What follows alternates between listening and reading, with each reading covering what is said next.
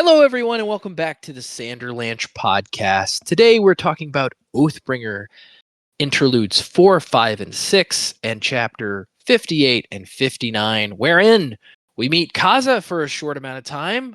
She's kind of an interesting, smoky person, and then tragically, everybody in the story dies, so that's kind of sad. Then we move on to Taravangian doing some super smart, but also slightly crazy, a little more than slightly crazy stuff. And then we go back to Venli, who's going through some changes, possibly changes of heart, but definitely some physical transformation, leading to some interesting things about how the fused and the Parshendi work. Then we go over to Dalinar, who finally goes to Thelena, meets Queen Fen, has an argument with her son, gets stabbed in the chest, but he's fine because, Stormlight. And then kind of figures out a new way to be peaceful with the other kingdoms. I'm Joe, and with me today is... Jack? And Data. No Jaymee. Yeah, no Jaymee today. She'll be back. Hold on to something, everyone. The Sanderlanche is about to begin. Yearnings intertwined, the golden age in ashes once again. Under stirring stars, in the burning shards, kindle fragments of the fallen rain. So look to the break of dawn, to the break of dawn. Stronger together now. So yeah, 5 chapters this time. What did you guys think of? And the interludes are always kind of, crapshoot, right? So 3 new interludes and a couple chapters. What did you guys think of these 5 chapters? They're alright.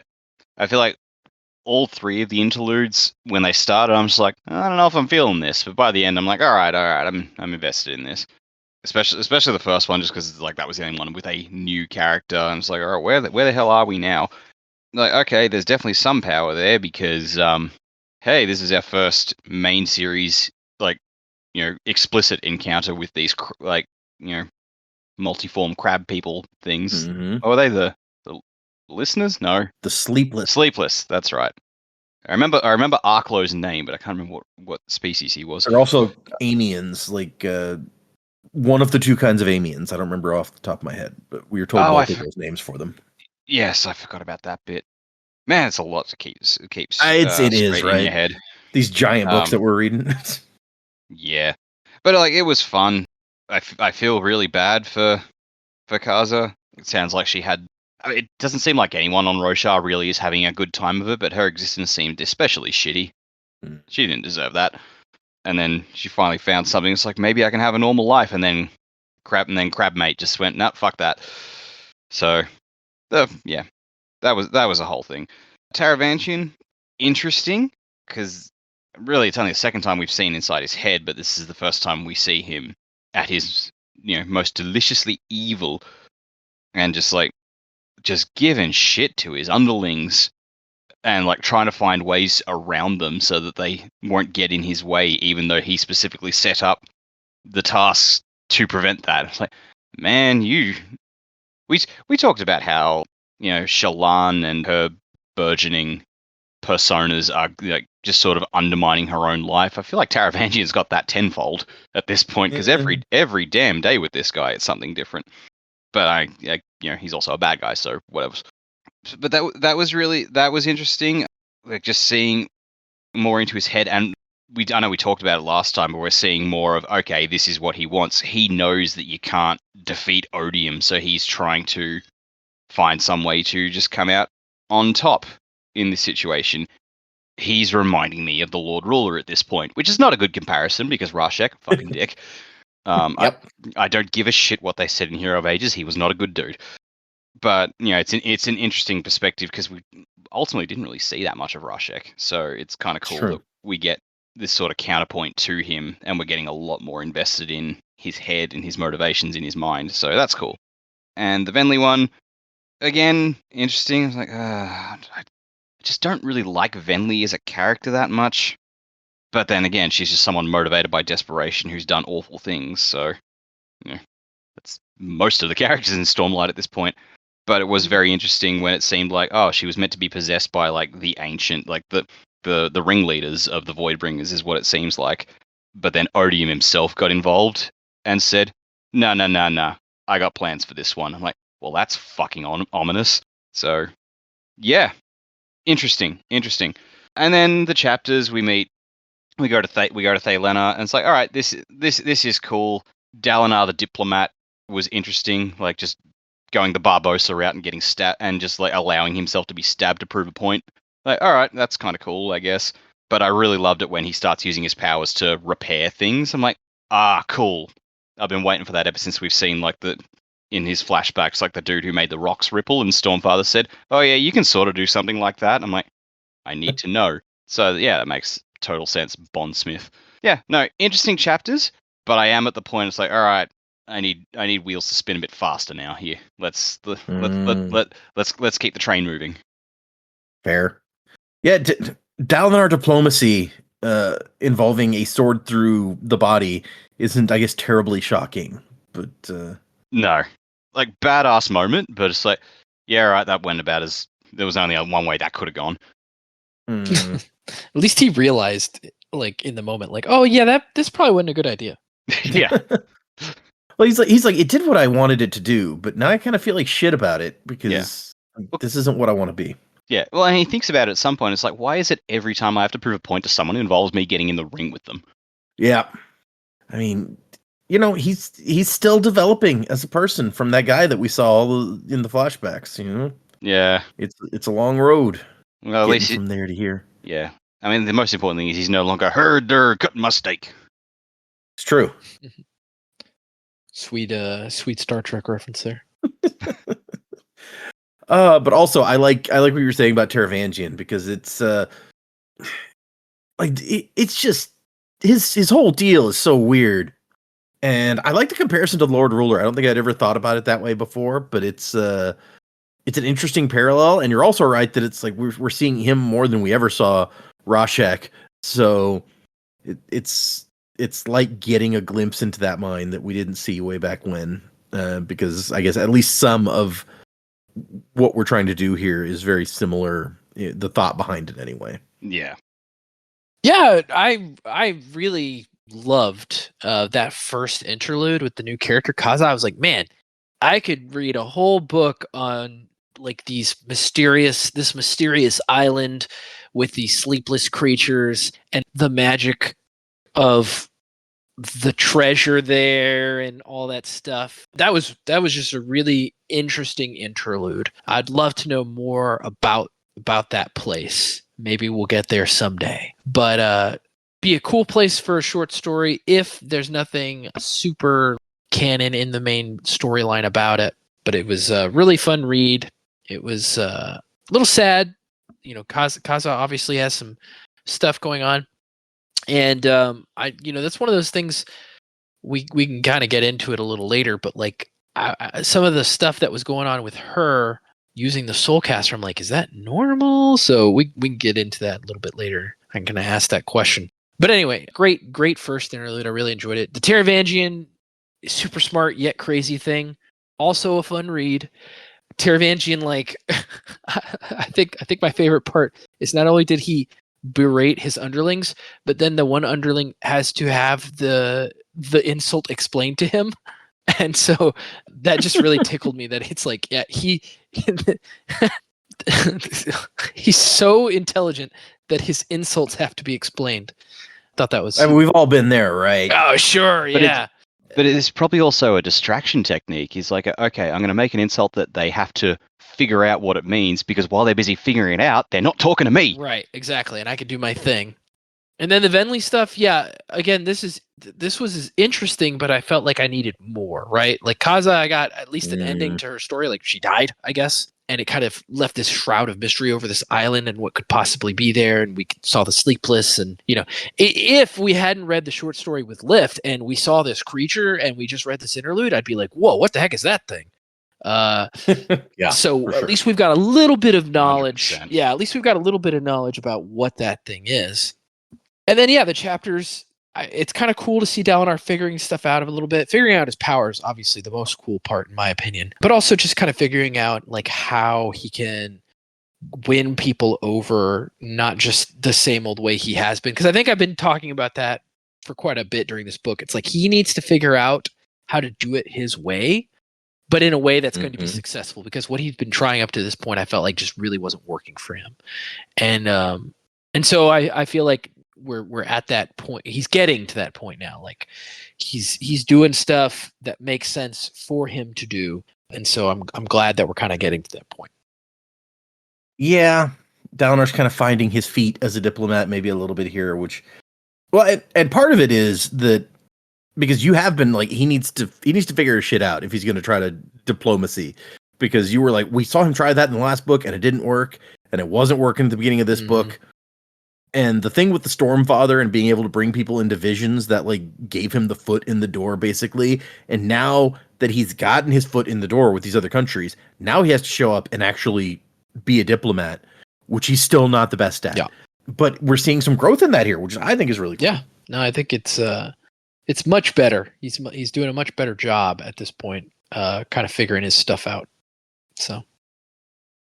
Also, what you said about Kaza and that whole interlude, and like, we need to know more about this now. I'm in complete agreement. That is the kind of thing that it's like, it's just so mysterious. Even after the whole interlude is gone, you're just like, what the? Like, there's clearly some depth there that I need more of. Also, I don't know if it's just like the storytelling mystery island element to it, but like that more than anything. And I may have mentioned this about a different interlude or a different version of or a different part of one of these stories.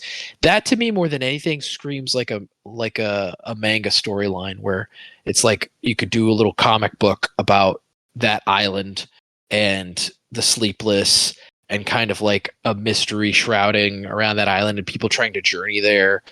Like it just seems like it's full of storytelling potential. Yeah, I can see that.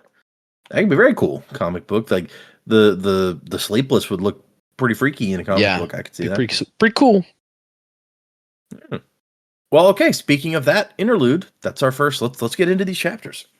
So yeah, we start out and we meet Kaza on the ship First Dreams, and they're going through a storm, and she's not going to go below. And we very quickly find out that she has some issues with her body. Which that makes it sound like she's not happy with how her body looks. No, her body is like partly smoke. Yeah, this is some Cronenberg sort of shit here. Right? Yeah. And we find out that she's a soulcaster when someone's like, hey, get the soulcaster below deck. And she's like, nope, I'm staying. So it has been mentioned before that the soulcaster is the device, but it's also what they call the people who use the device. So she's one of those. And apparently extended use of the device has very deleterious effects, as it were. And so I wanted to ask about this. Like, is this with everybody? Because we really haven't heard anything like this up to this point that I can recall. No, I think we have, though. I think some of the soulcasters in the army, like their bodies were turning to rock or something. Oh, okay. Maybe I just completely forgot about that. But like, I was like, whoa, using it does that to you? That's messed up.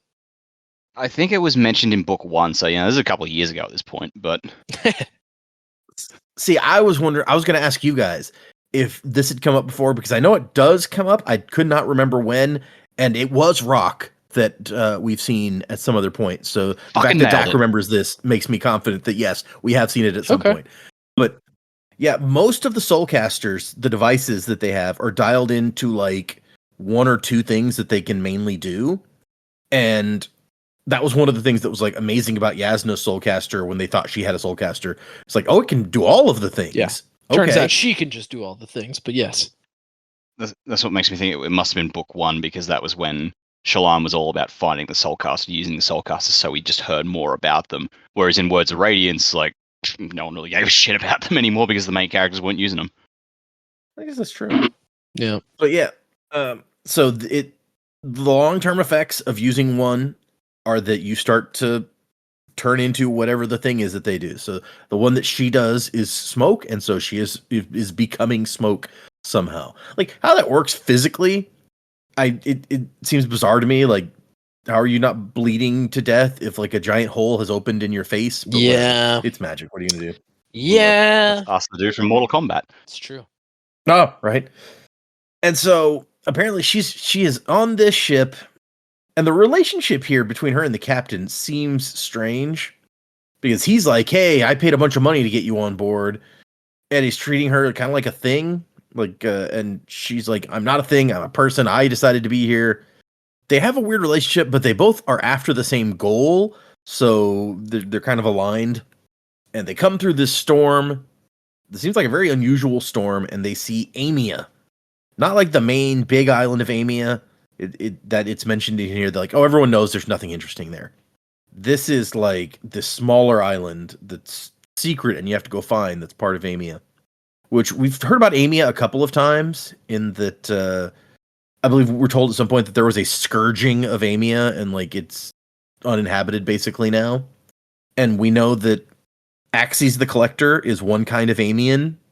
Like there's Sia Aimians. I think that's Axes the Collector is a Sia Aimian, and then there's Dacian Aimians, and that's the Sleepless. So the implication there being both of these species, I guess you would call them, claim Aimia as their home or where they originated from or something like that. But they're like different races, basically. I mean, they seem to be. It didn't seem like Axes could change into bunch of crabs or something. You know, he might. Yeah. Well, I guess if he could turn into a bunch of crabs, he wouldn't let himself be hung upside down for a long period of time. Probably not. Or get Like arrested. his thing was that he could like change like his tattoos, like he could write stuff on his body by just thinking about it or something. So he can change his body in ways, but I don't think that much that we know of at least. Yeah, these people are weird, man. Right? Yeah, what's up with Aimia that it's developed that these sort of people are coming? What kind of investiture is powering these Aimians, and how is it like inside of them? It's weird. Maybe the tattoos are crabs. Ooh. That could just really tiny in the skin crabs. Tattoo crabs. I like it. Yeah. Now you got me thinking of like epidermal crabs. Yeah. I'm picturing like a crab wearing like a bandana and like giving someone a tattoo. Sure. Not really Tattoo what he artist was saying, crab. but sure. No, not at all. But that's the picture that came to mind. Do we have any fan artists who like draw some of the weird shit we say? Because I feel like that's a perfect opportunity. Crab, yeah. I Crab don't with think so, bandana but it's doing hilarious. a tattoo. Perfect art. Good for a t-shirt too. Maybe a cigarette Oh, hanging yeah. out one side of the gotta mouth, have you know. it. And he's gotta have a crab tattoo on his crab body. yeah, Like exactly. his big claw is doing the tattoo, and it's got a tattoo of a crab on it. It's got like a heart crabs tattoo or Yeah. something like that. And if you squint at the tattooed like the crab tattoo on his claw, it also has a much smaller crab tattoo on it, Right. just all the way down. Right. And Axes is the one getting tattooed in the image, and Axes has a little word bubble. Is like, can I collect you? Interesting. It's a Spren crab tattoo artist. Well, sure. I mean, if there's any, I wonder if there are any crab Sprens. We haven't seen any yeah. that look like crabs. You'd think there would be with all the crabs on this And planet. it's like everything else on the planet is crab. Yeah. Yeah. And okay, so the captain's like, "Ha! I told you. The new storm came from Aimia, and now we're through it, and we're gonna plunder its riches." So he's after money, is what the captain's after. Kaza is not here for riches so much as that there's rumors about something else here, that she could find a cure for her condition. And we find out from Leofor, and apparently she's run away because like the rulers of Leofor are like, "You are our property." At the very least, I assume the Soulcaster that she uses is royal property or whatever. And so she was almost like a prisoner there, like a really well cared for prisoner because she has this valuable skill, but still like not allowed to leave. She was not her own boss. And now that like she's starting to turn into smoke and she's going to die within the next couple of years, she says, from this, she's decided, well, you know what? I'm going to get out there on my own and I'm going to find a way to fix this. I mean, if I was dying in a weird magic smoke, I'd probably feel the same way. I get out on my own, do my thing. Yeah, 100%. And then there's a weird scene where she's looking out there and a sailor comes up and is like, "Hey, what's up? You know, hey, you stayed up on the deck through the storm. That's really impressive." And she's like, "What does this guy want? Like, he can see how messed up I am, right? Like, there's a giant hole in my face that actually makes it hard to eat because food keeps falling out." That's some Two-Face shit right there. Yeah. And the guy's trying to make conversation, and then she's just like, "So, are you wanting sex? Or no? You're younger than I am. Are you scared? You want me to pat you on the back, say it's all gonna be okay?" And he's like, it says he started to fidget. He doesn't seem very put out about this, which I feel like if somebody was like, "Why are you talking to me? Are you trying to sleep with me?" I would just like, "Okay, sorry, I'll go." Well, I you're not a guess. sailor. This guy's a sailor. That's true. You know, they got a reputation. And so the guy's like, "So the prince sent you, right?" And she's like, "Oh, you want somebody that's like got a connection to royalty." Okay. So no, I came here on my I own. love that too, that she figures it out pretty fast that he wants something. She just doesn't know what it is. And then he's Yep. just like, "Oh yeah, I'll just tell you. You sent here by the prince?" It's like, no. And she tells him like, "No, they locked me up. They wouldn't let me go. I did this on my own." I mean, they knew that they couldn't, like, they had to keep me happy because I could literally just turn the wall into smoke and step out, which I presume is what she did from what she's saying here. And then he asks her if it hurts, and she's like, "It is blissful. I slowly connect to the device and through it to Roshar until the day it takes me fully into its embrace." Okay, well, that's a little bit creepy, but... And then she offers to show him by turning him into smoke, and he takes off. And she's like, "Good. Finally, jeez." She, I guess if you're that yeah. antisocial... Well, it sounds like she hasn't really had an opportunity to develop social skills. Yeah, that might be it. And so basically this island, she said the old name for it is Akina, or Akina. It's also called the Rock of Secrets or the Void's Playground. Like, But it is this hidden island. this Sorry. just sounds like tracks on a metal band album. Yeah. Right? Yeah. I mean, I'm just saying, if you want to go anywhere, it's what is it? The Rock of Secrets? the Rock of The Secrets. Devil's Playground? I Is mean- that what it was? The Void's Void's Playground. They don't have a devil. That's right, no devil. It's like, I mean, personally, I would love to go to the Rock of Secrets, but I don't know if I would want to go to the Void's Playground. You never know. Might be fun. It sounds to me like a big hole. Like there's a void. There's a giant hole in the ground. You know what? You go, bring me a brochure, and then we'll see. You go and bring me a brochure.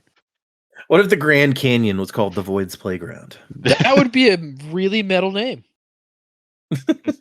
We are going through the big one. The Devil's Anus. Didn't know it was called that when I picked it.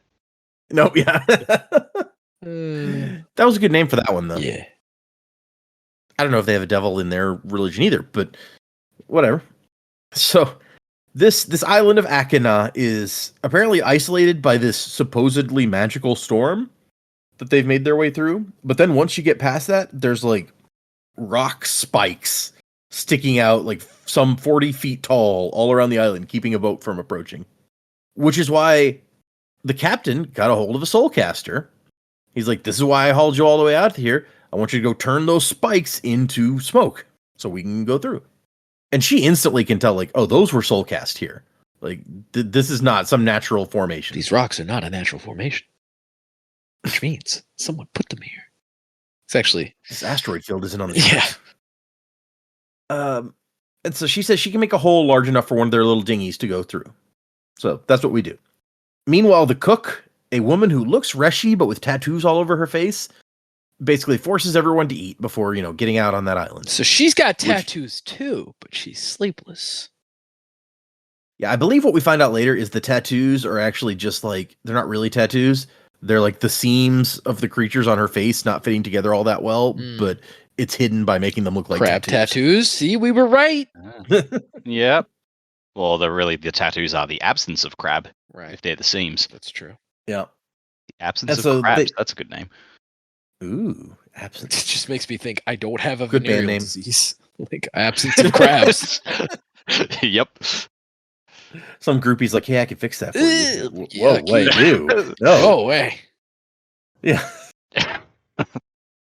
So, okay. They eat their lunch and they get out in the boats and they head out there, and she does her thing. She smokifies some of these big rocks, and Smokify. It's Is all that a good. real verb? Come on. no, it is now. They did now. I like it now. Exactly.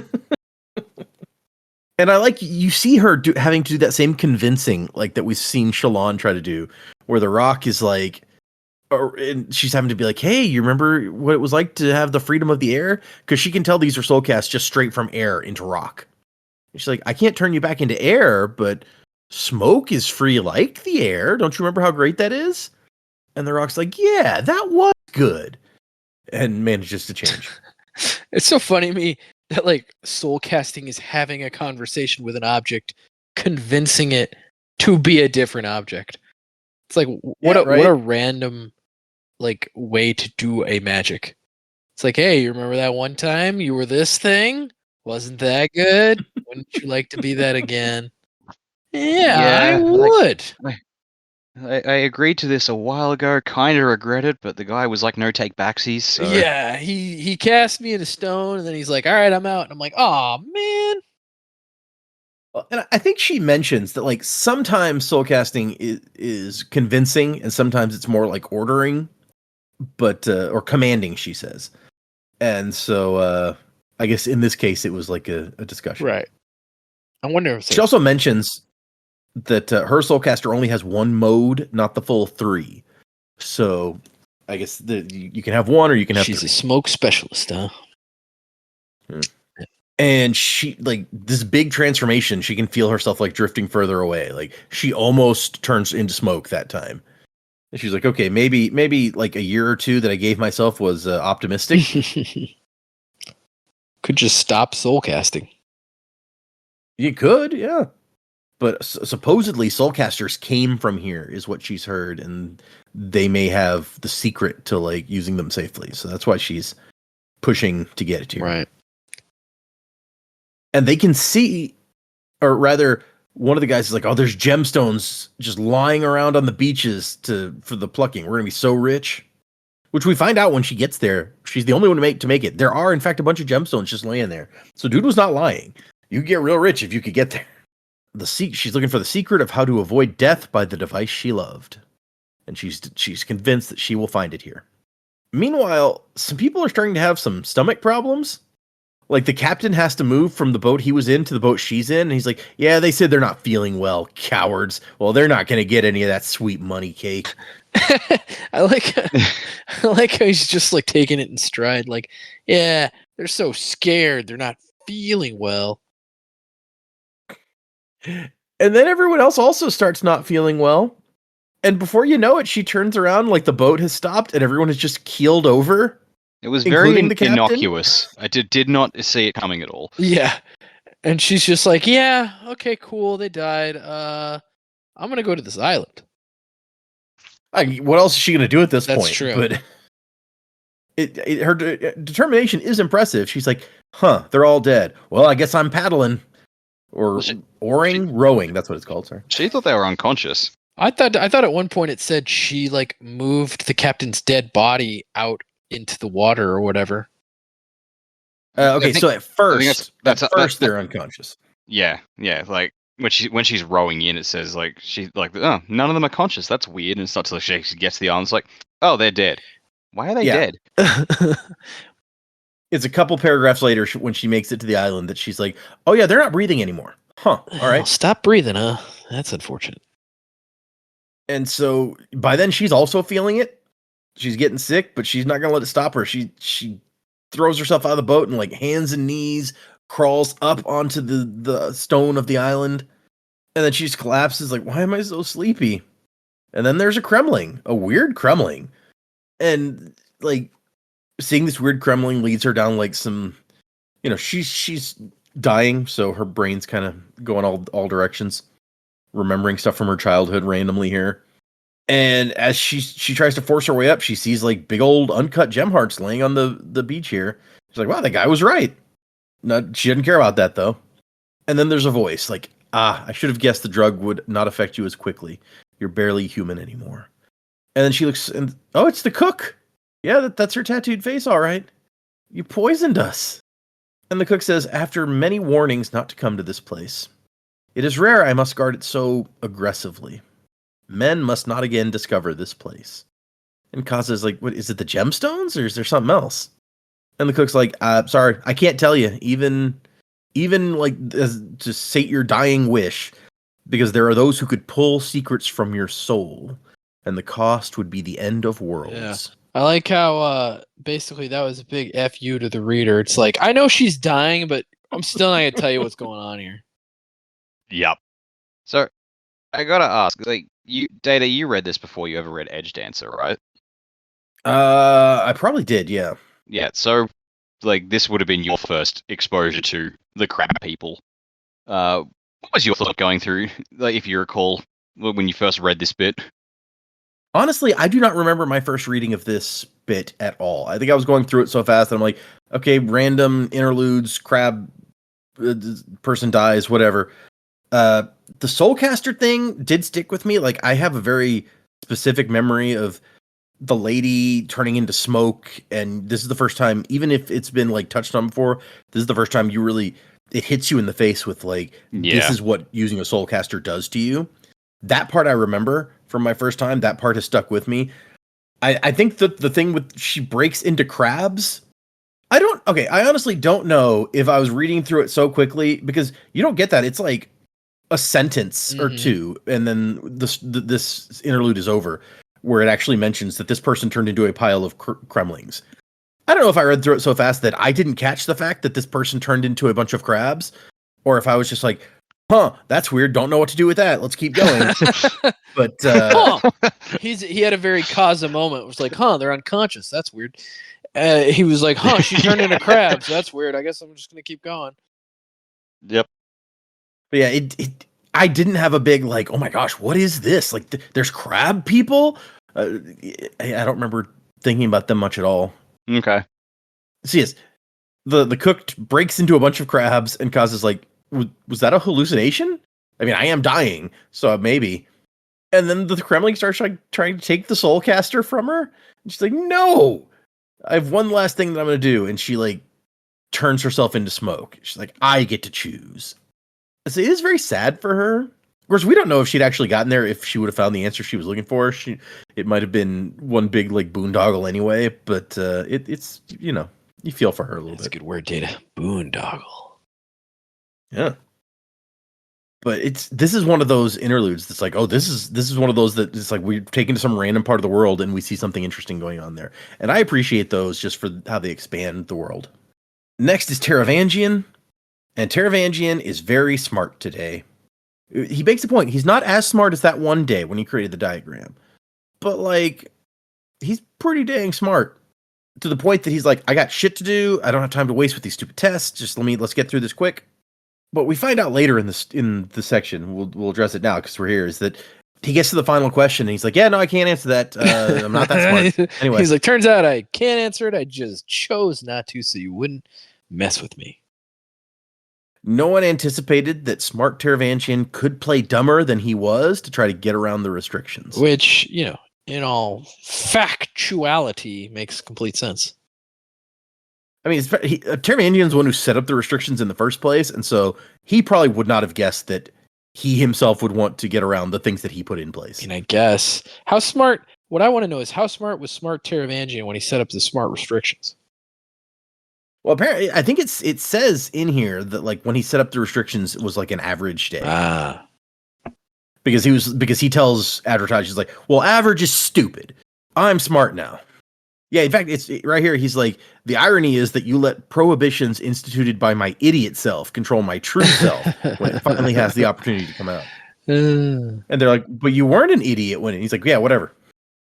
We find out that Malata, the Dustbringer that's working with him, is actually a member of the diagram. It's not just that he found a Dustbringer in Carbranth. It's that she was already a member of the diagram, and he was like, hey. Yeah, I mean, that makes sense. Let's use that. Yeah. I didn't for a second think that Taravangian would allow a Shardbearer to come into his fold if they weren't on board with what he was doing. Probably true.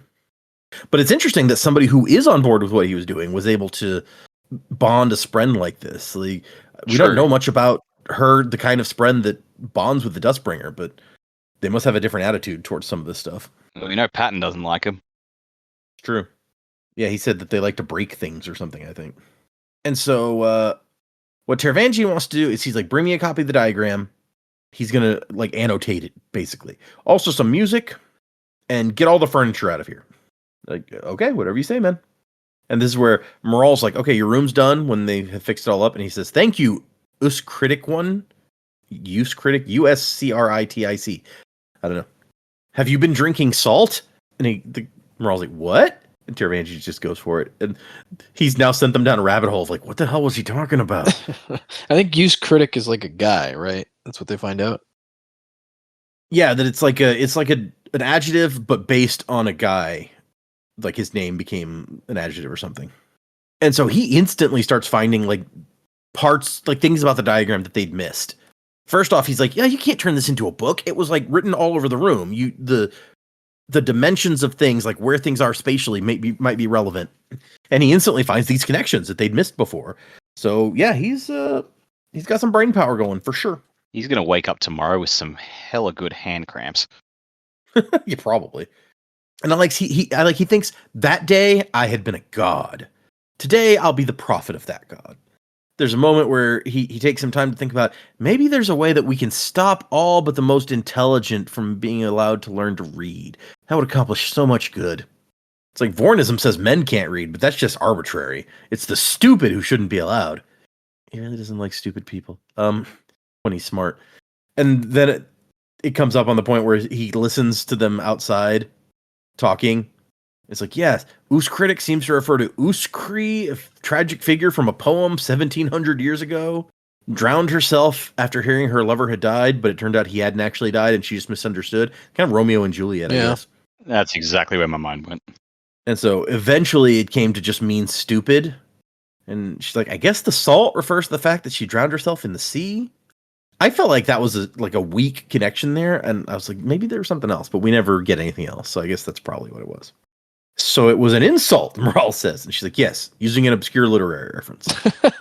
It's just like such a rabbit trail in the story for them to do. I mean, I get maybe that was his point, was to like distract them, but it's just like, yeah, I'm gonna call you this thing, and now you're gonna spend a really long time trying to figure out what it was that I said. Yeah, right? It's so random. The insults of the truly intelligent. Yeah. Meanwhile, they brought in a choir of children to sing because he wanted some music. So weird. Like, where do they find these kids? Yeah, they're just, out there. And so after he's done some more, work, he pops out and he says, give me a copy of the surgeon's words upon my birth.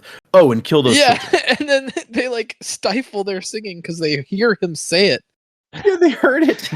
I'm just like Dax said, where did these children come from? Aren't they in Urithiru? Are these like just random people's children? Like they found a children's choir and then the children's choir's like, wait, we're gonna die now? What's happening?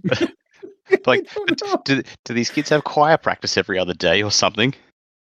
I mean, the other option is that they specifically knew Taravangian might want some children to sing at some point and brought them from like Carbranth specifically for this purpose, which is equally as weird, honestly. That's just so bizarre. Like this is where we draw the line. It's like there's all this crazy shit happening like on Roshan and everything. Why in the super secret city inhabited by the armies is there a fucking kids choir?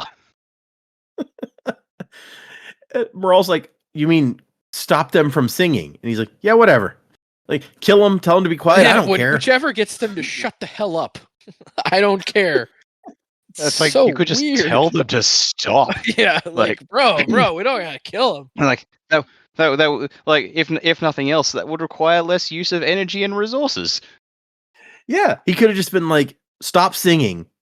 Or they can hear him apparently easily from where he is, and that would have been a much shorter conversation. And if just like tell them to stop or to go. Like yeah.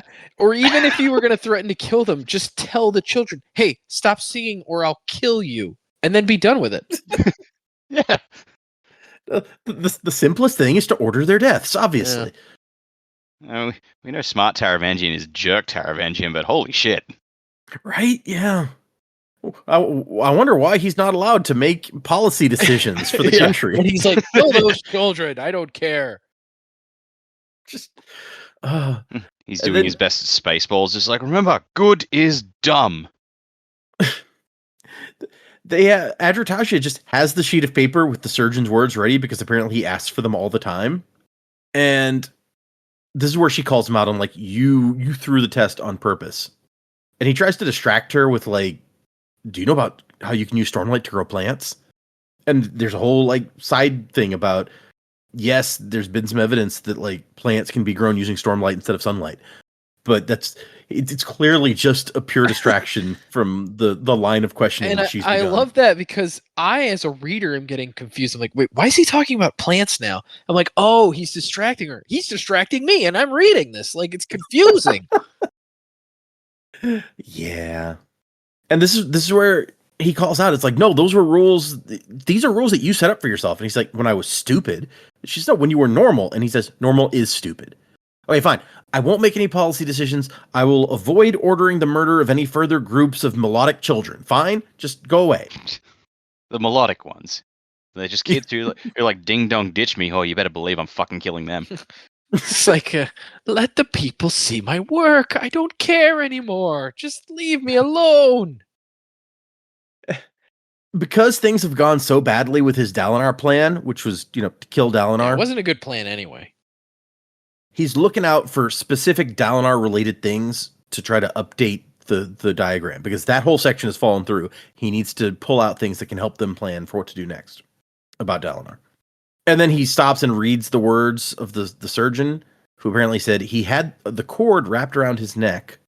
The queen will know best, of course, but I regret to inform her that while he lives, your son may have diminished capacity. Perhaps this is one to keep on outer estates in favor of other heirs. Which, damn, dude, that's cold. It's like, you are a doctor, not a policy dictator. Yeah, I love how the surgeon felt it necessary to be like, let me make some suggestions let me on like tell the you, royal don't succession. let this idiot do anything important. I'm like, whoa, dude. why don't you check yourself at the door? Because you don't get to make that decision. That's not a medical opinion. Yeah, that's just a dick opinion. And he said it says the diminished capacity hadn't actually appeared, but just the fact, like, there was this rumor that started all the way, like, the day he was born, that has followed him his whole life, that he's like slower than other people. It's unfortunate. But now he was going to overcome that. He was going to save the world. Well, the part of the world that mattered. Yeah. I love the maid comes in and he's like, idiot woman. And then he asks Adrotaja and Maral, like, I don't suppose you'd execute the maid if I asked you. Why is that his first answer to everything? I love that. It's just like, it makes me think of, I've been rewatching Once Upon a Time, and there's like an episode where Rumpelstiltskin, who's, dagger is his downfall, he's talking to his son, and there's like a maid walking around while they're talking about the dagger and stuff. And then the next day he comes out of her house and his son's like, why do you have blood all over your boots? He's like, oh, well, the maid overheard us talking about that dagger. And his son's like, she's mute. She can't tell anybody. And then Rumpelstiltskin's like, yeah, but I mean, even mute people can draw a picture, right? Like, I was like, oh, geez, that's messed up. Jesus Christ. Totally on brand for him, though. No, yeah, it makes sense. It made me think of Winter Soldier, where like he's the what's his name is meeting with Bucky, and then the maid comes back, and he's like, "Oh man, I really wish you'd knocked first," and then he just shoots her. Yeah. I hate that scene. I love that movie, but I hate that scene. Yeah, It's just like we want to make it clear that this guy's a bad guy. How do we do that? By randomly having the barely sentient like assassin just come to his house for some fucking reason. Why? Yeah, right. Like, why didn't he go back to the lab?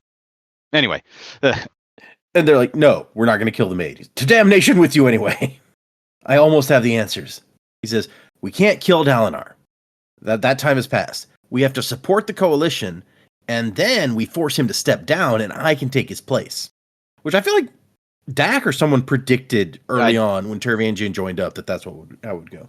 Yeah, like I that's what I thought he was up to. Although interesting, it's like considering how he's calling for everyone else's death, he's just like, no, I can't kill him now.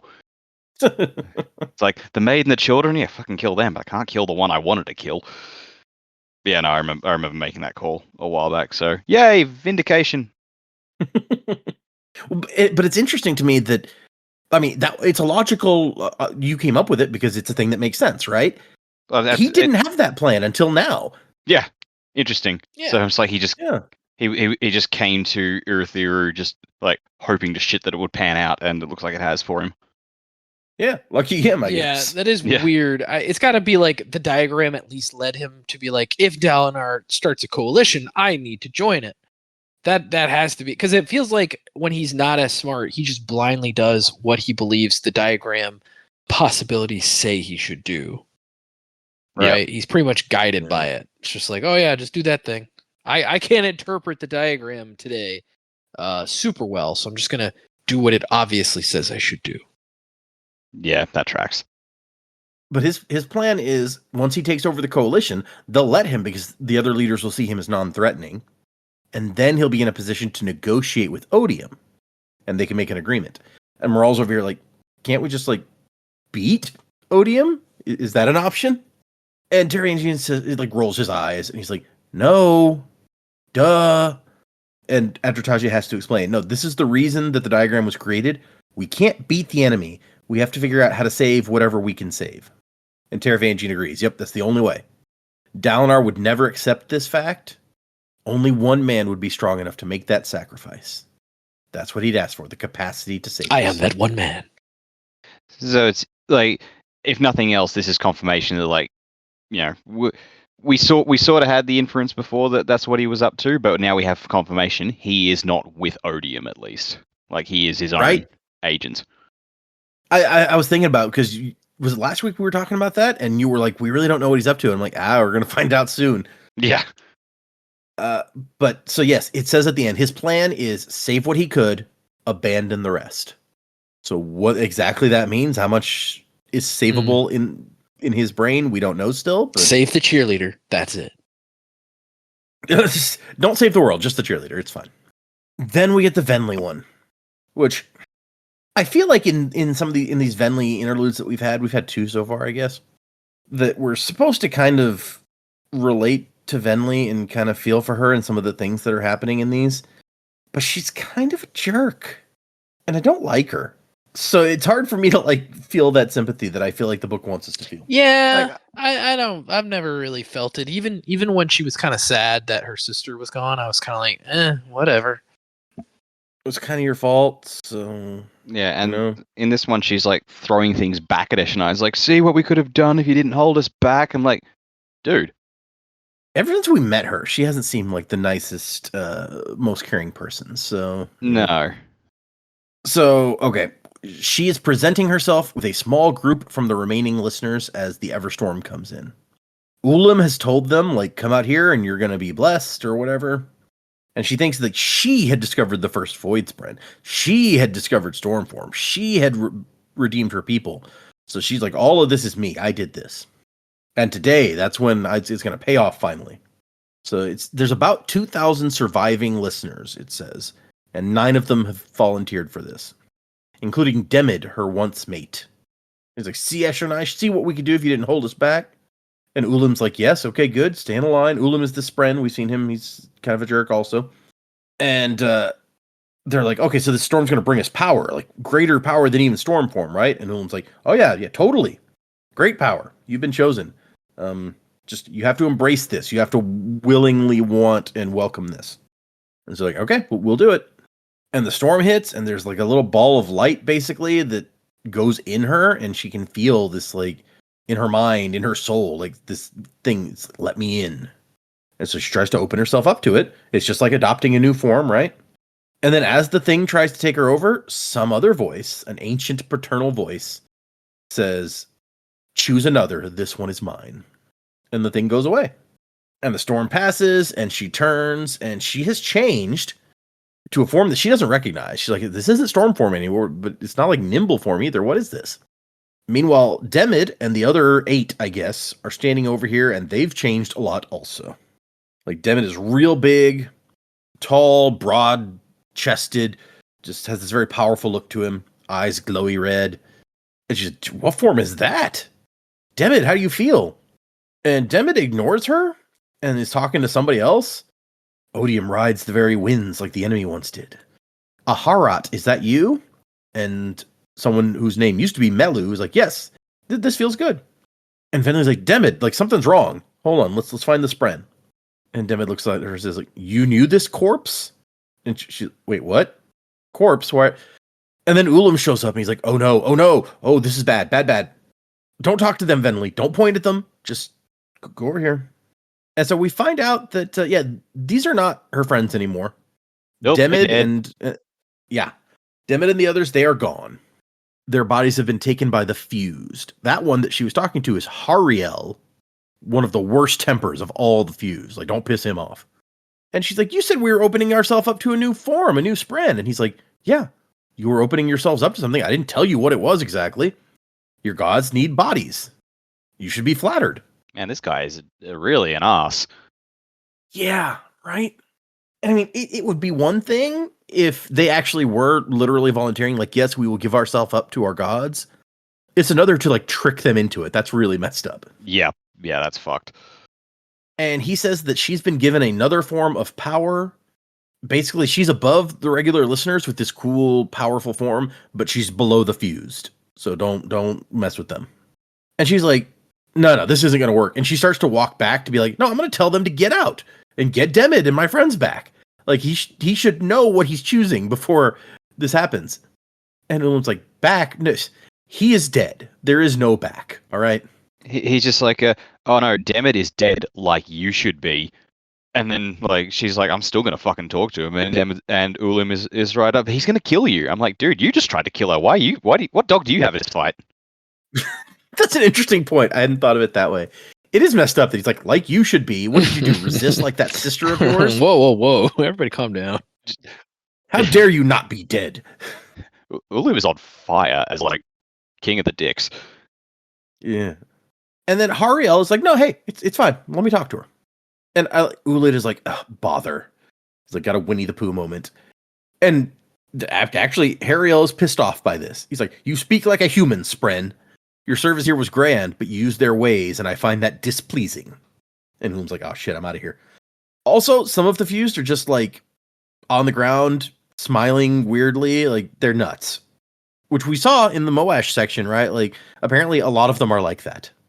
Which makes it even more worthless to have given up your bodies, just like an insane person can, like, roll around on the ground.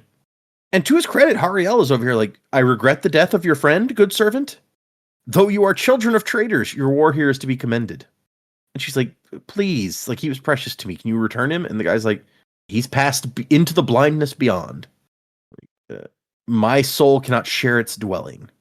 Nothing can restore him now, not even act of odium. And then he tells her, you were supposed to bear a soul I have fought beside for thousands of years, and she was turned away. Odium has a purpose for you. Revel in that, and mourn not your friend's passing. Odium will bring vengeance at long last to those we fight. And so, okay. Terrifying. Yeah, it's finding out that was Odium, who is specifically like, no, I got something in mind for her. That should be worrying, I feel like. Yeah. And then we see a little spren that looks like a ball of light. And she's like, hey, didn't I see one of those near Eshronai? And it, like, comes close to her. And she's like, yeah, just get away. Shoo. Or that's what she was saying before, anyway. This time she, like, covers it up and hides it from, like, the fused. And he says, ready yourself to be carried. We must travel to Alathella. And that's the end of our interludes. So yeah, Venli is in way over her head. It's unfortunate that she apparently, like, she claims that she was kind of masterminded a lot of this. Like, I found the first Void Spren. I, like, got a storm form and all this stuff. She apparently had no idea what she was getting into with any of that, even if she thought she did. Well, I think she said at some points, like, Ulim was the Spren that she found. Like, and he's the one who kickstarted all this. So you've just been dancing like a puppet on Ulim's strings for all this time. How embarrassing is that, right? Yeah. Spren played you, girl.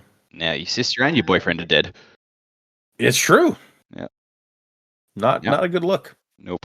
Oh, now I need to swap between part 1 and part 2. Oh, this is where did you have this image, the folio of Thalen fashion at the end of part 1 or at the beginning of part 2? That is at the start of part 2. Book 2. Novel 2. What do you want? I don't remember if we've actually seen an illustration of a Thalen before. We've heard about their long eyebrows, but I don't know if we've seen them before now. But that's the thing that interests me most in this image is you see what their long eyebrows kind of look Yeah, like. and I'd be interested to get your take, Dak, because when I was talking to Data before the show, I was like, yeah, this illustration, I don't know, something about the design of it just seems way different than other illustrations we've had in the book. So I didn't know if you had that same take or kind of what you thought about it.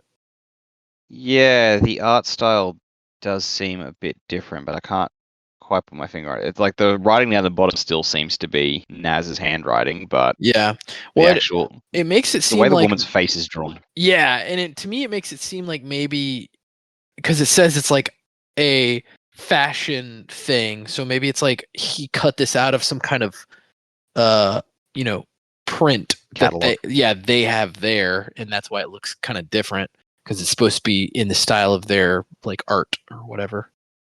Yeah. Yeah, I could see that. Yeah, I don't really know what to make of it or what the relevance is, really. We've seen another outtake from like a fashion folio before that like Adolin was looking through, but yeah, I feel like it's just some more world. Like here's what some stuff looks like in different areas. Yeah, I get the More sense, world and building. maybe I'm wrong, but I get the sense that like Shallan kind of surprised a lot of the Alethi with like her art abilities. I don't feel like art is something that's super important in the Alethi culture. Maybe I'm wrong about that, but like their art style just seems kind of primitive. This I had to look it up. This illustration is by Dan Dos Santos, who has done several illustrations for various Brandon works, including this image that you guys may remember from Warbreaker. Let me put that in the chat, which is one of my favorites of his. Is the Warbreaker image that was he did the cover of Warbreaker 2 that was like a woman with like rainbow stuff coming out. Oh yeah. This is a super cool picture. Yeah, it's a good one. Also, they did a series of images of the heralds. You guys maybe even seen it because I got the cards and put them on Instagram. But he did it was like several different artists that did the herald images, and he did two of them. So he did that one of Ishar and this one of Shalash. So he does some cool art. It's interesting. Neat. Sorry, this is an audio podcast, but you heard the artist's name if you want to look at the pictures we're looking at. Yeah. If you go out to the Coppermind and search for Dan Dos Santos, it'll show like pretty much all the art that he's done for Brandon. So I mean, you could do this for the Instagram post when this episode goes up. also true, yeah. Here's the Dan Dos Santos art that we talked about. But yeah, so interesting little picture.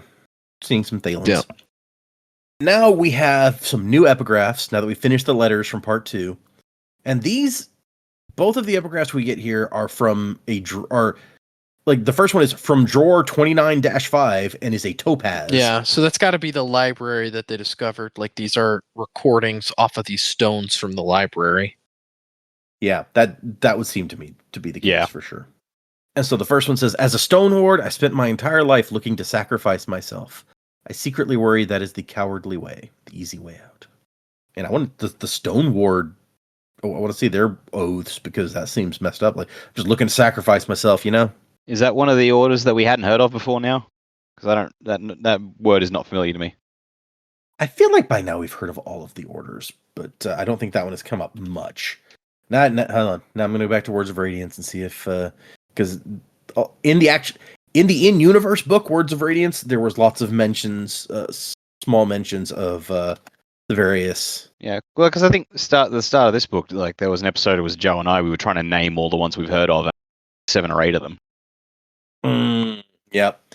So, okay, yes, there was one mention in Words of Radiance. It says, now as each order was thus matched to the nature and temperament of the herald it named patron, there was none more archetypal of this than the Stone Wards, who followed after Talenalot Ilin Stone Sinew, Herald of War. Oh, okay. They thought it a point of virtue to exemplify resolve, strength, and dependability. No memory of There you go. that name. There you go. I mean, oh well. yeah, it's such a brief mention there. So we're at Urithiru, and Dalinor's looking up at the clouds and the cliff here that just seems to go on forever. And he's just kind of thinking about stuff like, man, Navani scribes can measure the height using air somehow? How does that even work? And then thinks, man, you've grown contemplative, whatever, in your old age. And he gets on the Oathgate platform, and they're not heading to Thelana yet. First, we're going to bring Kaladin here. And they have a discussion about that odium thing in the vision he saw, and Navani's like, maybe it was just like, fake, like another thing that Honor left behind for you. And he's like, it felt pretty damn real. We got Malata, Taravangian Surgebinder is here to help unlock this oath gate from this side. And then we have that guard. You guys may remember that guard from a previous section where he was kind of sassy. he's obviously gotten a talking to. Yep. This guy. He says, wouldn't want to be reported for being disrespectful, sir. And Dalinar's like, I didn't mention you by name. And the guy's like, everyone knew who you were talking about anyway. And Dalinar goes like, yeah, imagine that. This fucking guy. They have a discussion about his flask, which he doesn't have, he doesn't have alcohol in his canteen. It's in his flask, which is in his pocket, and he's not going to find it till after his shift, so it's fine. I do love that, like, Navani's like, we could just get somebody else. He's like, I kind of like that guy. Right? That's a great moment. Yeah. He reminds me of some of my old friends. It's great. You mean from the time that you were, not a great person you're trying to move on from? Yeah, I almost got Hoyd vibes from this guy on the first go round, but now I don't know. He strikes me more as a Wayne type. Yeah. I mean, I could see getting Hoyd vibes because not many people are willing to talk to Dalinar. Right, like that, exactly. But, that's kind of I guess. Yeah, all right. Fair. Good point. I hadn't considered that. Yeah, it's like all these people are talking to basically the guy who is more powerful than the Alethi king. Yep. But, I feel like that's a good reason to keep him around. Like, you don't want a bunch of yes men who will just respect you too much necessarily. Have a guy around who's going to be like, like tell it like it is. All right, the Oath Gate turns on, and Shallan and Kaladin are back. They did that thing that he was planning where they rode the storm and made it to Thelana and turned on the Oath Gate there. And Shallan didn't die or anything, so it worked out. Dalinar says, like, okay, so flying in front of the High Storm with other people, how'd it go? And Kaladin's like, yep, no problem. I'm confident it will work. So next storm, they're going to head for Kholinar. Meanwhile, Kaladin tells Dalinar the Queen is prepared to meet you on the other side, so they're waiting on you. And then as they part, he's like, oh, by the way, when you fly over this particular part of Alethkar, take a look out, give him a wave. The Parchment might have conquered that area by now, but actually it belongs to you. And Kaladin's like, wait, what? He's like, yeah, you're fourth Dawn because you're a shard bearer. It should be a landed title, so Elhokar found you a nice little piece of land that reverted to the crown last year. It's not huge, but it's yours now. And he's like, oh, what? Are there like villages there? And he's like, oh yeah, 6 or 7. One town of note. Kaladin's just like, ugh, I did not want to deal with this shit. Yeah, he says that. He's like, I didn't want this burden. And he's like, yeah, well, if you wanted a life without burdens, you shouldn't have said the oaths. I love that comeback from Dalinar. It's like, dude, you're not radiant. You burdens are your life now. Deal with it. Yeah. He's like, nobody made you do this shit. Yeah. So, At the same time, I will say for Kaladin, on Kaladin's side, like, yeah, Knight Radiant doesn't have to be what your society has now made like shard bearers. Like that's not true. That's not the same thing. We're talking about two different things. Well, it's not like he's presenting land to like Malata or Shallan or anything either. I feel like Kaladin may just be like a special case. Well, I think it's in payment of services rendered because Kaladin has saved his life on multiple occasions. Sure. Oh yeah, and Elhokar's for That's that true. Elhokar likes Kaladin a lot, but at the same time, it's like if he doesn't want it, why are you making him take it? Like, yeah, yep. Like just don't give it to him. And Dalinar's like, find a good steward, some wise scribes, a few solid men, light-eyed guys to lead everything, and you don't have to worry about it. He's like, that's just a pain in my ass. Like, why are you doing this to me? You know what? He could have even Dalinar is about to not be Alethi anymore. He's about to be Urithiran. Yeah. Yeah, we'll use that. So he could have just said, "All right, you can be my first lord in Urithiran society, where we don't have to worry about that sort of shit, and you can just be my right hand guy." Right. What was the name of dickhead that is in charge of his village? Oh, Roshon. Yeah. I almost said Roshar. Oh, Roshon. Yeah, that's who Kaladin should get. It's like, hey, Roshon, remember I punched you in the face? You want to be like in charge of my new lands or something? Or that was Sadius territory technically, Yeah. so they couldn't give him that. Yeah. Well, I mean, they could have. They would just say, "Hey, Amaram, now that you're Lord Sadius, like I've got a landowner here that needs to report to you. Who is it?" Kaladin's like, "I." Kaladin does not want to be under Amaram. I don't think that would go well. But then it's like, Dalinar could just phrase it as, "Now you're in the perfect position to just keep an eye on him and make sure he doesn't fuck it up." Maybe. Okay. Kaladin, hey, you want I can see that. to be the thorn in this guy's side? Boy, howdy do I. And speaking of, having villages, Kaladin's like, my family is in the north of Alethkar. Now that I know that I can fly people, I want to go get them after I come back from Kholinar. And Dalinar's just like, dude, if you get that oath gate open, I don't give a shit. You do what you want. Like, if we can take back like Kholinar and we have Alethkar, you can have as long a vacation as you want. Do whatever you want, he says, which is totally gonna be bullshit later. He's just gonna be like, "Oh, well, I need you to do this. I need you to do this." He's like, "What about my vacation?" We got Relis Ruthar is back in Alethkar and trying to lead the in-country forces. We saw Relis. That was the guy that Adolin dueled back in the day, who got sent home to Alethkar in disgrace after he lost all of their shards in the 4-on-1 duel. Is he the one who ran screaming from the arena? He was. Yeah, that guy. Good dude. But now he's been pushed back towards Herdaz. And so I'm like, they're going to like attack the Herdazians, aren't they? Just be like, we need some room. Get out of our way. Because that's what the Alethi do. We're at war. All right. Now the first rule in war is kill the Herdazians first. What? Yeah, right. So, we're at war. What does that mean? It means we need to start another war, so we have room for this war. Yeah. It's like, we're at war. Kill the Herdazians. We're not at war with the Herdazians. We're at war. Of course we're at war with the Herdazians. What? It always goes. Don't you understand? And like, speaking of all of like being in charge of various things here, it's like Elhokar and Adolin, when they come back, we're going to work out this High King thing, and Adolin's going to become High Prince. I wonder who that means. Like, if Dalinar is king of Urithiru, like, how does the succession work for that, do you think? Like, is Adolin next in line for that? Or do you need to be a bondsmith specifically to be the king of Urithiru, or at least a Radiant? Well, I mean, if Adolin takes over as High Prince, then technically any children he would have with Shallan would be his heirs. So maybe they could take Renarin as a Radiant, and he could be Dalinar's heir, and like have the lines of succession go like that. That would make more sense, I feel like. That's a good call. Because it would feel weird to me to have, like, this is the Tower of the Radiants. Let's have a non-Radiant as in charge. But yeah, having Renarin kind of scoots around that pitfall.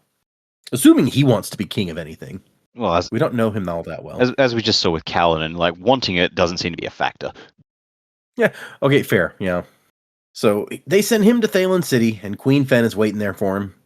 And he's finally seeing, like, she's been telling him for a while, like, my city has been trashed by this storm. I am working on fixing my shit. Leave me alone. And now he sees, for the first time with his own eyes, just how messed up the city is. It is bad. There's no protection from the west, and the Everstorm is just trashed all half the city, basically. Even their famous docks that were out beyond their only fortification, and they're gone, basically. And he's like, oh man, I'm sorry. And she says, we lived in luxury too long, it seems. I remember worrying as a child, everyone in other countries would discover how nice it was here, and we'd be swarmed with immigrants. I guess now it's not nice anymore. Also, Taravangian came along. I kind of forgot to mention that, but he's here too. And the chapter ends with Fen being like, well, let's do the tour. I think there's a few places worth seeing still standing. And then we get to our last chapter, Bondsmith. And I love this one because it just seems so... if this is to be permanent, the epigraph says, then I wish to leave a record of my husband and children. And she just like says their names. And I was like, do we really take a stone in the library to be like, I want to tell you what my husband and children are called? Yeah, it's like it's like the beginning of Wheel of Fortune. Where it's like, I want to say hi to my beautiful wife and my lovely children. And so they're doing a tour of the temples. When we get here, Fen is like, here's the temple of Shalash. It used to be super nice. Not as nice now. The roof is leaking. And Dalinar's getting bored. And Navani has to be like, dude, stop scowling. I'm not scowling. You're bored. I'm not scowling. And so they've been It's going... like I am bored. You're right. But I'm not scowling. Yeah. All right, I can't lie to you. Yeah, you're my wife now, I guess. Yeah, but I'm bored. And he's over here like, geez, how many fucking temples do we have to visit, man? Temples. Didn't you hear? I don't even believe in God anymore, bro.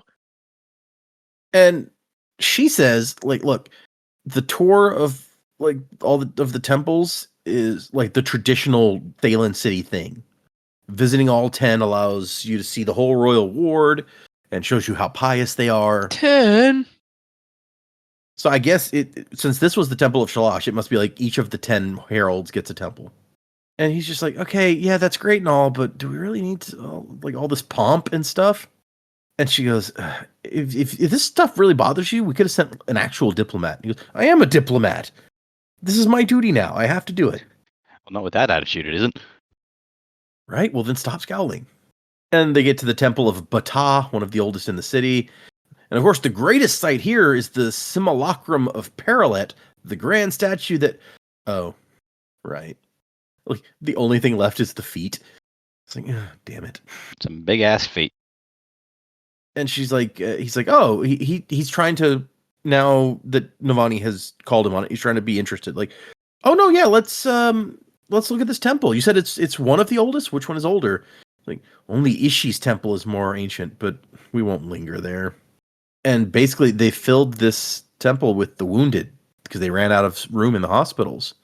And that's why we're not going to linger at these temples. They're full of, like, hurt and dying people. And Taravangian is like, oh my gosh, please, my surgeons are in Vedinar. They can come through the Oath Gate easily. Let me help. And Ven is like, you know what? Okay. We would appreciate that. And so Taravangian's like, I'm going to stay here, wait for my surgeons to show up. And he's like tearing up a little bit over here, like, you know, the horror of war, or not even war. It's like the Everstorm, what that's done. And Dalinar sees how affected he is. He's like, hey, we're going to protect them, Taravangian. I vow it. And he's like, yeah, I believe you, Blackthorn. I'm going to wait here for my surgeons. Okay. Like, something that pops up here, something Taravangian says, sticks out to me because Venli said it in hers as well. It's like, Taravangian's like, what must I do to preserve them? And Venli's like, I've been preserved. Now, it's not capitalized, and we know that preservation's, you know, gone by this point. But even so, I'm just like, people are using that word a lot lately. That is interesting. I hadn't noticed that. I was wondering, it's like, it's not capitalized, so it might just be a coincidence, but it sticks out to me. Yeah, I can see why. It's interesting. And so Dalinar, like Fen talks about how everything is, you know, destroyed, and we're going to try to fix this, but it's just everything is real bad right now. And Dalinar's like, my armies could come and clear up rubble, move stone, help rebuild. Just give the word. And she does not say anything to that. And then he spots her son, and he can tell that this guy does not like him. And then she's like, yeah, maybe we shouldn't visit the Temple of Ishi. And he's like, well, I'd like to see the famous Grand Bazaar. And everyone like makes a face, and he's like, oh, that was by the docks, huh? He's like such a put your foot in your mouth moment. It's like, yep. He's just like, I'd really like to. This like, there's like the one thing I want to see. Oh yeah, it's gone. Mm. Here's the new. I got you a present. It's a book. I'll read it to you. It's called Diplomacy for Dummies. And step 1: don't point out things people are upset about. Well, and he continues to not be terribly diplomatic. Like, after she leaves, she's like, hey, there's refreshments. I'll be back in a little bit. And he's like just talking about how he doesn't like the government of Thelana and how it works, because she's queen, but she doesn't have like absolute authority. She has to have this council like sign off on things. And how ridiculous is that, right? But he has an idea. They want to see the Blackthorn? All right, let's give them a show. I'm going to give them a lesson, a display. And then he's like, wait a second, that sounds familiar. Something fuzzy in his memory. Something to do with the Rift and Sadius? Whatever.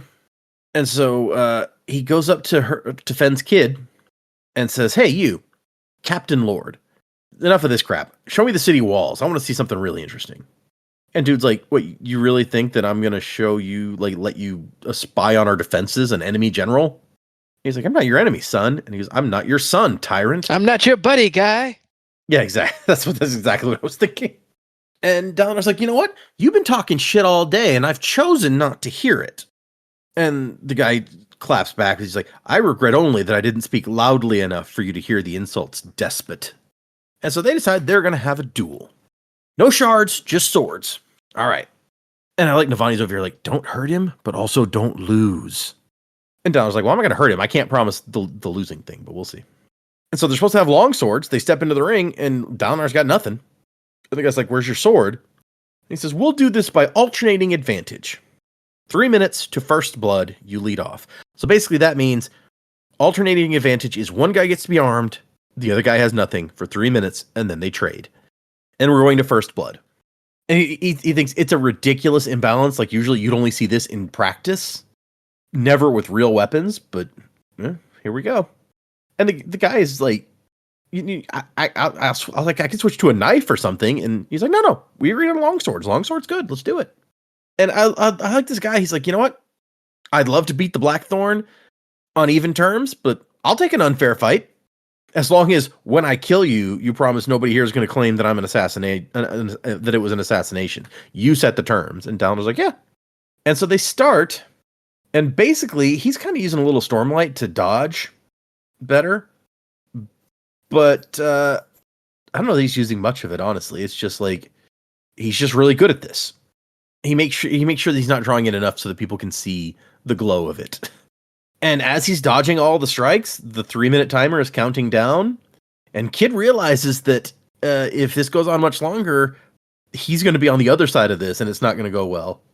So he kind of, when there's 10 seconds left, he makes like this all-out, last-ditch effort to get him. And Dalinar just stands there, puts his hands out to his side, and lets the guy put the sword through his chest. If you strike me And of down, course, I shall become more powerful than you can possibly imagine. I mean, that would have been a good line. Brandon might get in trouble done. for stealing from Obi-Wan Kenobi. Yeah. Yeah, it was done in 1977. And so the kid is surprised that he actually managed to hit him, let alone like a killing blow, essentially. And I love it's like Dalinar coughed, spat blood to the side, and then shoved the sword further through his chest. And he goes, "That was a good thrust," he says, voice watery and ragged. "I can see how worried you were at the end. Others might have let their form suffer." And then he just pulls the sword out of his chest and heals with Stormlight. And the kid's like, "It's your turn. I'm ready." And he goes, "No, it was to first blood. You got me." And the guy's like, "Well, you let me." And Dalinar says, "Give me your shirt and we'll call it even, because you messed up my shirt. I don't want your life. I don't want your kingdom. If I wanted to conquer you, I would not offer you a smiling face and promises of peace. You should know that much for my reputation." And he thinks it later, but this really is very similar to when he just like beat the shit out of Elokar to prove if I wanted to kill you, I would have done it. It's a little bit different in that he didn't beat this kid up, but it's really not all that different. Yeah, end result is the same. And he feels it. He's like, he doesn't feel good about what he just did. He's kind of ashamed about how he accomplished this. Like, he won the kid over, but he doesn't like the way it happened. And then he can even feel the Stormfather. He feels like disappointment from him. And he thinks, is this what it should feel like when the Knights Radiant come to your city? That they're like, I'm stronger than you. I could crush you without even worrying about it. Like, is that what we want people thinking about us? It's just like what I did to Elokar. It's just like when I forced Kadash to fight me in the practice ring. And he hears that voice in the back of his mind saying, unite them. And then he hears another voice saying, unite us, please. 100 different voices. The stones of the temple itself. And then he kind of just gets this idea. It almost comes out of nowhere that he picks up these rocks and is trying to shove. It's like an art thing. I forget what it's even called, but it's like a tableau made out of stone on this temple. And he starts picking the pieces up and shoving them back into place. And Stormlight is glowing. And suddenly it's like he fixed it. It's back together the way that it was supposed to be. And Navani's like, holy crap, what did you do? And he says, I listened. And then he tells the guy who wrote for, or the, not guy, it's not me, a guy, the woman who wrote to get the surgeons here, he says, send for my son Renarin. And by the time the queen comes back, she finds them in the courtyard with that giant broken statue. And Dalinar has a bunch of guys helping. Like, there's a crew of men with ropes lifting the pieces of the statue back into place. Some guy's like, I think I found the left arm. It like fell through the roof of a mansion somewhere. And he's fixing it with his power. And she goes, I did not expect this, to find the Blackthorn shirtless and playing sculptor. I love, it's real Harry Potter moment. He's like, just like, Reparo! All right, it's back together. Sweet. Yeah, kinda. I'm a builder now. I like the line, he's like, I can only fix inanimate things. My son does the more important work. And Renarin is in the temple healing all of these hurt people. I forgot Renarin could do that. Yeah. we haven't seen that much of Renarin is the thing, so it's easy to forget, right? Well, we've definitely been getting more of him this book than the last two, but yeah, even so, it's like we need more Renarin. When the other characters are on screen, they should be asking, "Where's Renarin?" Yeah. Oh, that's one. good. Oh, I love that one. Nice. I know this begs the question, like, can Renarin have squires? If so, can they heal people? Because that'd be pretty useful. That would be super useful. Right? This is a good question. I don't know that he has anyone close enough to him to like become his squires. Because I feel like there's a relationship there between Kaladin and the people who are his squires. Well, sort of, and then like the randos who just decided we want to join Bridge Force specifically to be the squires. All right, you have the powers that's now. True. I wonder if maybe there was an element to that they were kind of ignoring when trying to teach everyone to draw in Stormlight. Maybe having a relationship to the Radiant was important, and it wasn't until he started to get to know some of them better that it kind of worked. There's no mention of that. It's just something this discussion makes me wonder. Dalinar mentions that Renarin can best heal those who are recently wounded. Once the soul grows accustomed to the wound, it is much harder to fix. And she's like, I see you've charmed my son as well. His name is Kdralk. Kdralk. That's I don't. Yeah. Why, Brandon? Yeah. Good luck with that one. I mean, we've seen other Thalens with like that kind of name. It's just anyway. She's like, I see you've charmed him as well. And Dalinar's like, yeah, he's a good lad. And she goes, he was determined to find a way to duel you. I hear you gave him that. Are you going to roll over the whole city, charming people one at a time? And he's like, hopefully not. It sounds like that would take a while. And so he goes, Fen, I need your help.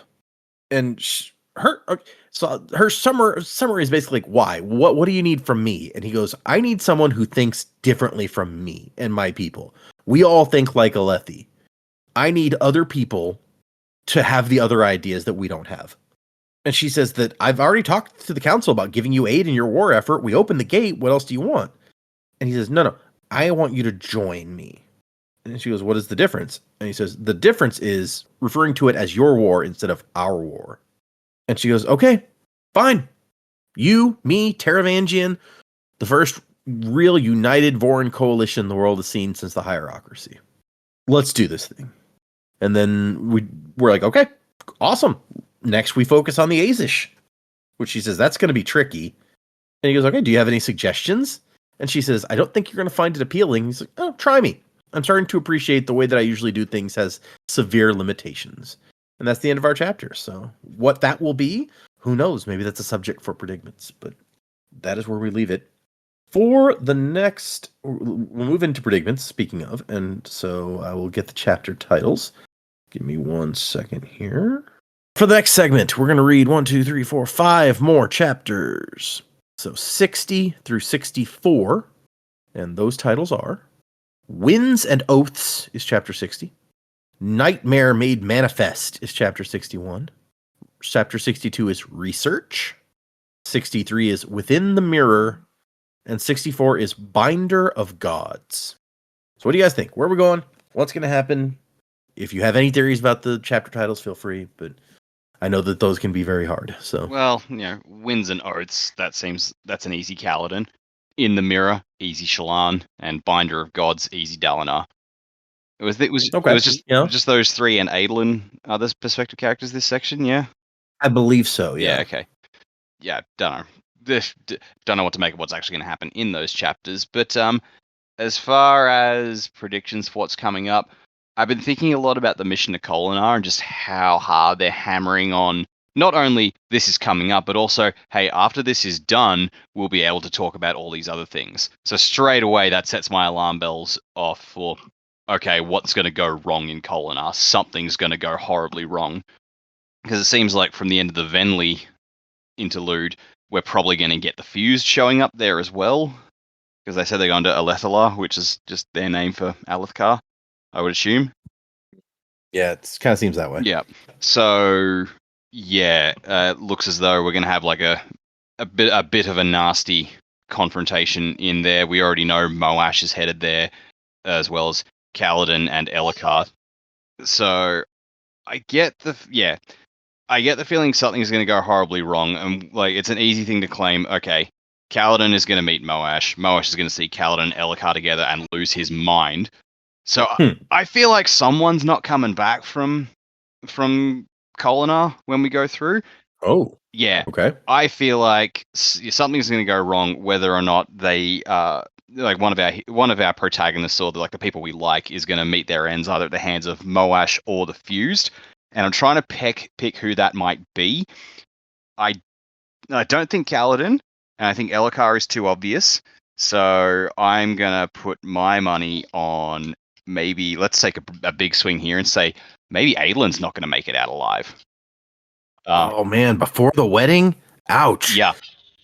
No, I just feel like for like Kaladin is probably the closest thing we have to like the main hero of the book so far. Dalinar running a close second. So I'd say Kaladin's going to make it out alive. And yeah, I think like it's Moash killing Elhokar. Like he's already tried to do that before. He probably try to do it again. And maybe that's the end goal here, but I feel like it's too obvious to just have that drop in. So okay, let's go for like the more subversive one. A big shock would be losing Adolin because we like Adolin. He's come a long way. Maybe as he dies, he reveals that he killed Sadeas. That could be a hell of a thing. That could be very dramatic. Yeah. But just because like that's the unexpected factor, but it could really play into like that would give Dalinar something to mourn. Like Kaladin was finally starting to open up to him. Maybe that's it. Maybe Adolin sacrifices himself to save Kaladin from Moash. Like he takes the blow.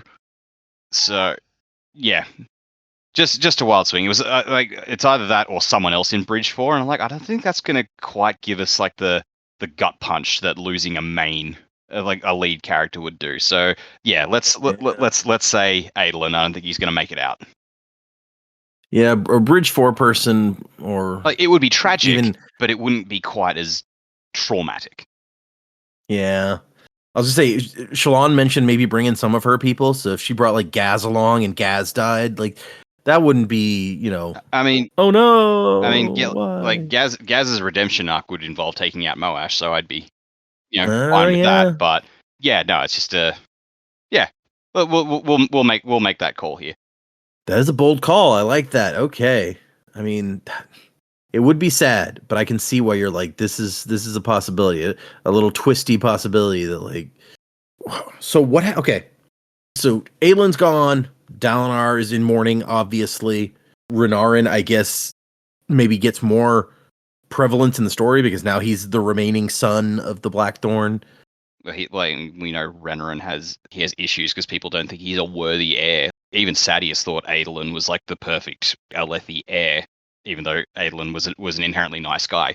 So like for Renarin to pick up the slack as the new heir, people would be like, that guy? Really? I mean, like we saw in Taravangian, even the Doctor himself couldn't resist just going, yeah, this guy's not fit to be heir. So like, that's a serious thing in these societies. For sure, yeah. No, you're right. So that could be some very interesting character stuff for Renarin in there. I'm just trying to think how are all of our characters affected? What happens with Shallan? Do we go back to like a Shallan Kaladin potential romance if her husband to be is dead? Or I really don't want to think about a romance for her. I think she needs to mourn. Yeah, no, probably a good call. As for her position in society, I guess, like Yasna's still here, so she can still fall back on she is Yasna's ward and still in the thick of the action that way. Plus, she's a Knight Radiant. Dalinar's not just going to be like, all right, well, you got nothing tying you here. See ya. But, yeah, no, it's a crazy time. See, if this was Game of Thrones, they would immediately turn around and try to marry her off to like Renarin or something, and it would be super awkward. I don't know that makes as much sense here. Yeah, well, I mean, probably the opposite, in fact, because we've seen, Navani was married to Gavilar and then turned around and married the brother, and everyone's like, no. Like, I know that's true. It might be different if you didn't actually get married, but maybe not. That's a fair point. It might, but there still might be a stigma attached to it, especially considering that Dalinar was the prospective father-in-law at the time and would be again. So people might just think, I don't like that. Okay. That I don't want to lose Adolin, but that would definitely lead to some interesting story points for a lot of people. So I like this idea. I don't want to lose him either. I think I've said before, my opinion on Adolin turned around a lot over the course of book 2, and now he's one of my favorites of the series. So I don't want to lose him, but That's when Brandon kills them, is when they're your favorite. and it's just like, of all the characters, because he's the only one who's not bonded to a Spren and isn't like a Radiant. He's not a Radiant, he's just a Shard Bearer. I'm just like, what purpose are you serving in the story at the moment? Are you, because he doesn't have the magic powers that the others do, so, but he's not exactly like the everyman either, because he does have the powers of the shards at least. So It's true. yeah, what purpose is he going to serve narratively going forward? I don't know. I don't want to lose him. He's a great guy, but I could see narratively losing him over Shallan or Kaladin. No, yeah, that is. There's so much potential there that I don't want it to. I don't want it to be true, and yet it would be very interesting. So okay, I like this a lot. Yeah, I don't know what's gonna happen. I mean, we've got a lot of potential things. I liked a lot of what Dax said. If there's a dramatic death in Kholinar, that would be quite a turn. And like, I also don't know, like, is the rest of the book going to be in Kholinar, or just like, we've got quite a bit of book to go, so there's quite a few things. Yeah. I don't think Kholinar is the be all end all. So where is the be all end all? I'm gonna stick. We are 48% of the way through the book right now, so about half the book. I'm gonna stick with my previous predictions that Moash is gonna become kind of what Jaymee had said. It's like he's gonna possibly become the champion for these peeps for Parshendi. In that, I think he's going to still have his grudge against Elhokar, especially since he's having these like thoughts in the back of his mind. It's like, it's not your fault. It's everybody else's fault, right? That's gonna kind of continue to push forward his thinking of like, yeah, I gotta take care of business. I gotta do what I gotta do to get through, get by, do my thing. So that's gonna involve him doing something when the battle kicks off. Because if Elhokar's there, if Kaladin's there, potentially there's gonna be some kind of conflict between those three people.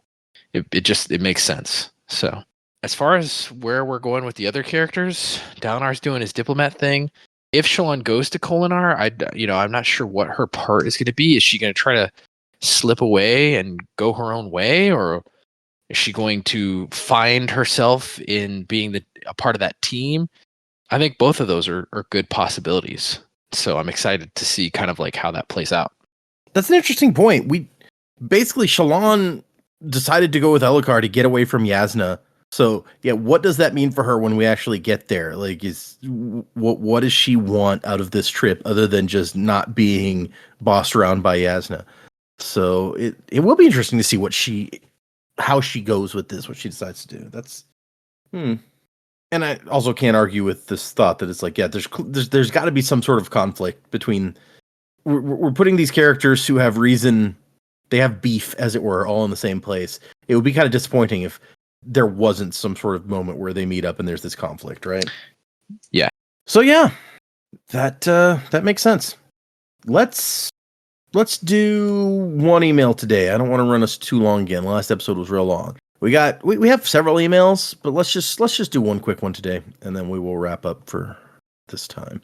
We'll do one quick email. This one is from Julia, and Julia says, previously, Julia had sent us an email back in April that said, see you in a couple of months, about how she was catching up.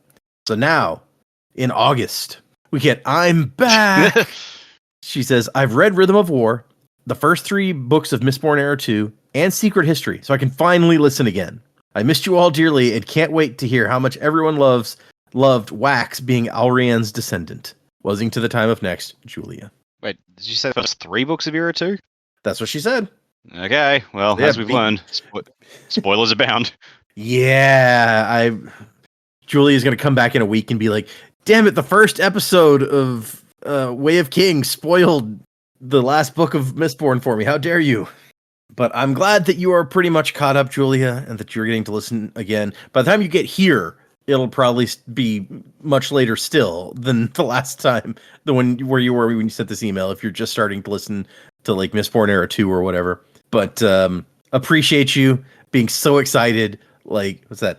June, July, August, like 4 months later to jump back and be like, I can listen again. I love that you didn't forget us in that intervening time. So thank you. Okay, like I said, we have a few more emails. We'll save those for next time. If you'd like to send us an email, the address is thesanderlanch@gmail.com. Find us on Instagram and Patreon, where I'm still posting my reactions to Wind and Truth as I read it for the first time. So if you're interested in that, check that out. Thanks to everybody, all of our patrons. You guys are awesome. All the people on the Discord. If you want to join the Discord, there's a link on our website, www.thesanderlanch.com. So you can join that there. Thank you to all the people who just show up and hang out with us every week and listen to us go through these books. It is a lot of fun, and we appreciate you. So remember, we're doing 5 more chapters for next time. So if you're following along, read chapter 60 through 64 to stay up with us. Music by Miracle of Sound, and Wuzzing to the Time of Next. Colo, P.S. Fasher. Crabs ahoy! Coronas wide, supernovas die, fractured in the fateful fall of man. Feel the heart raging of a strength unseen. Unity will bring the upper hand. So look to the break of dawn, to the break of dawn.